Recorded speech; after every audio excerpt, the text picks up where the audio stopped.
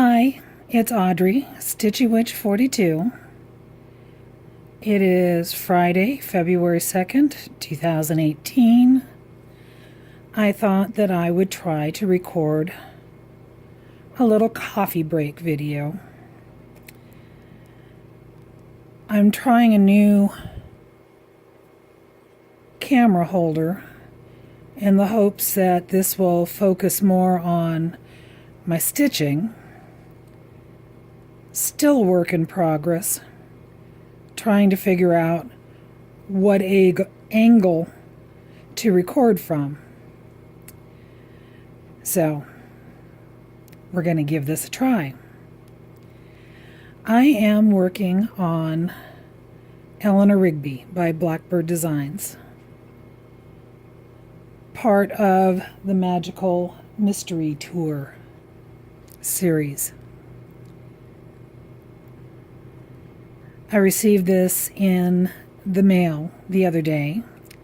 The lovely Jay, Mortuary Stitches, was kind enough to send it on to me. And as soon as I received it, I had to get started. I have all the recommended DMC colors. In fact, these are colors that I am using in my Alphonse Mucha. So they were all sitting right next to me in my little floss box. And I pulled them out and got started on this right away.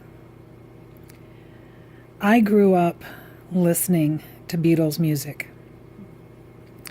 My sister Patty is 8 years older than me, and she is the one that introduced me to their music. I remember watching their American debut in 1964 on the Ed Sullivan Show. I was 5 years old. Well, when they made their debut, I was 4 because it was February of '64. But for the point of my story, I was 5. The house that we grew up in was a 2-story house, and Patty had her own room upstairs. Our brother George and I shared a room downstairs because at the time we were 5 and 9. And Patty would go to school, and I would go play in her room, because it was a magical place for me. It was huge.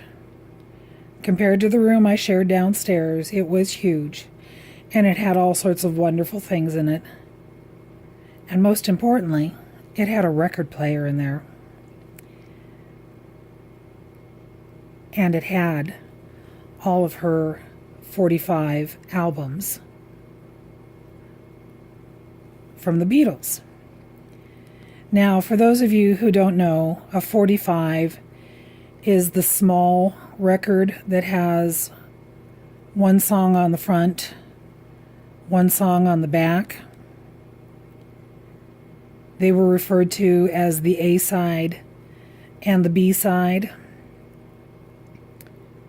The A side was supposed to be the song that was being promoted. The B side was just supposed to be filler. With the Beatles, there was no such thing as filler. Both sides were really, really good. 1, 2, 3, 4, 5. So, I would go upstairs and I would listen to her Beatle albums and sing and dance. And then I would go downstairs and do something else. She would come home, go up to her room, and then she'd come downstairs and yell at me. She'd call me a brat, tell me to stay out of her room, tell me to leave her things alone. And that would work until the next day, and she'd go to school, and I'd go back upstairs and do it again. I could never figure out how she knew I was in her room. Years went by, and we were adults, and we were talking, and that topic came up. And I asked her, "How did you know that I was in your room? How did you know that I was playing your records?" Well, that little turntable she had, it had the needle arm. And you would lift the needle up, and you would put it at the beginning of the song, and it would play across the song, and then it would slide across that empty spot between the end of the song and the label, and it'd hit the label and it'd pop up and it'd go back down to the end of the song, and it'd slide across that empty spot and hit the label and pop up and come back down at the end of the song and slide across and pop up, and it would keep doing that until you picked up the needle arm and put it back in its rest. I was 5. Okay?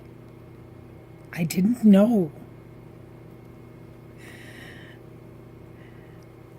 The Beatles came out with a couple movies in those early years. Help and A Hard Day's Night. And Patty wanted to go see them in the theater.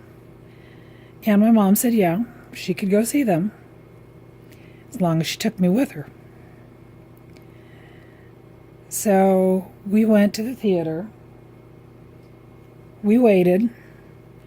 The lights went down, and the Beatles came up on screen, and all the girls in the audience started screaming.